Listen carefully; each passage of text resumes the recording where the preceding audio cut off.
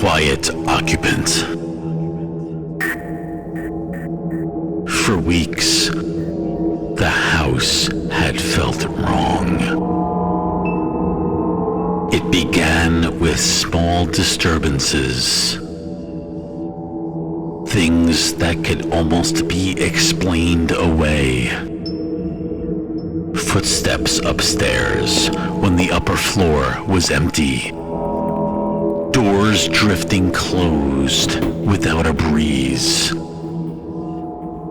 Lights glowing in rooms that had been dark only moments earlier. Daniel tried to reason through it. Old houses shifted and settled. Electrical systems aged. Pipes made strange sounds in the walls.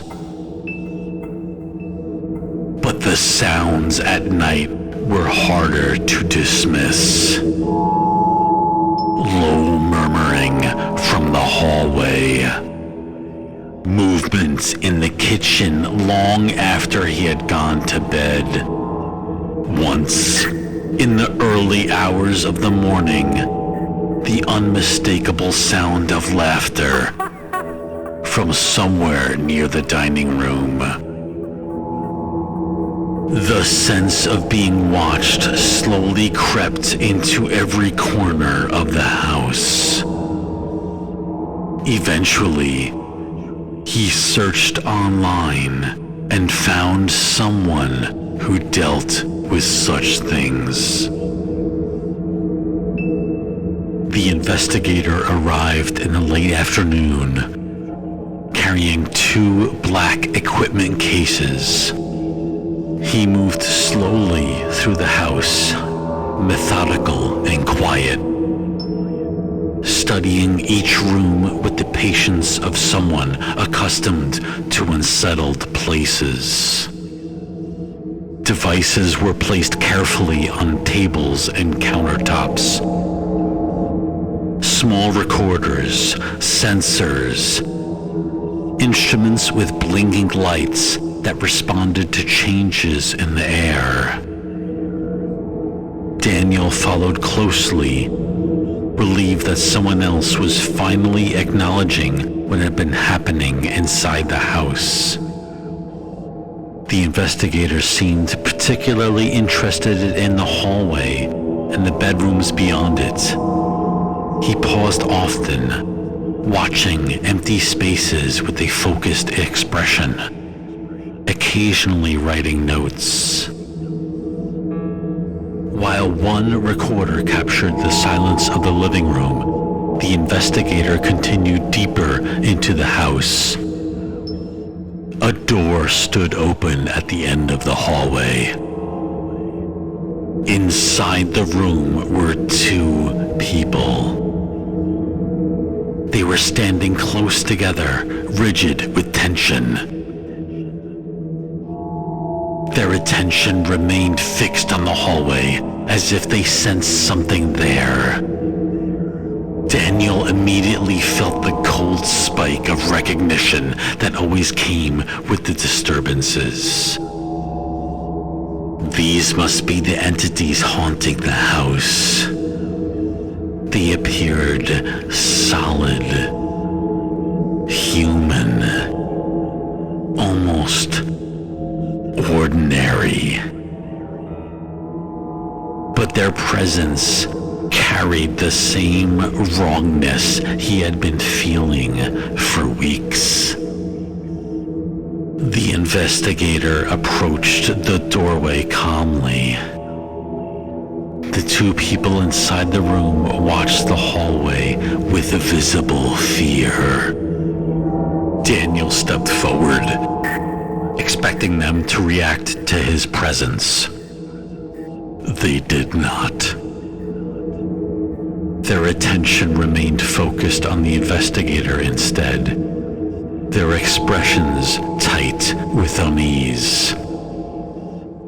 The investigator opened one of the cases and removed a tablet. The glow of the screen filled the dim hallway.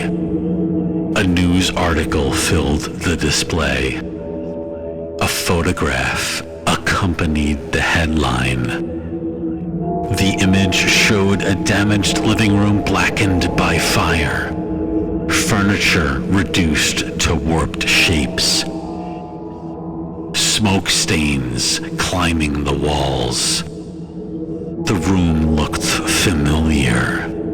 The investigator turned the screen outward.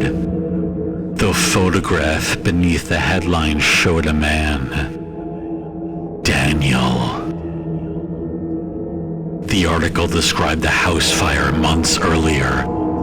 The body of the homeowner had been discovered after the flames were extinguished. Electrical damage had been blamed for the accident.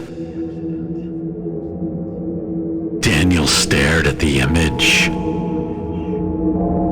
Something inside him shifted. The house around him began to feel unfamiliar. The furniture in the living room no longer matched what he remembered. The photographs on the walls showed strangers. The faint smell in the air was not the scent of his home, but the smell of fresh paint and new carpet. The two people in the bedroom were watching the hallway with growing dread. Watching him. The realization unfolded slowly and painfully. They had not been the intruders. They had been living here. The footsteps he heard upstairs had been theirs.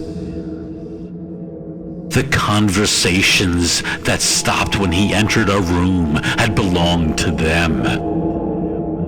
The laughter in the kitchen had been part of their ordinary lives. Lives interrupted by something they could not see clearly. Daniel looked down at his hands. They appeared faint at the edges. The shape of them soft and indistinct, like smoke holding the memory of fingers. The house had never been haunted by strangers. It had been occupied, and the presence moving silently through the halls each night. The one opening doors without touching them, drifting through rooms without being acknowledged, had never realized what it was. The investigator quietly began packing the equipment. The couple in the bedroom still stood close together, staring into the hallway with fear that had been building for weeks. Only now did Daniel understand why the voices always stopped when he approached. Why the people in the house moved cautiously through certain rooms. Why the doors sometimes closed as if someone were trying to shut him out. To him, the house had never been empty. They had been living alongside a ghost, and the ghost had been him.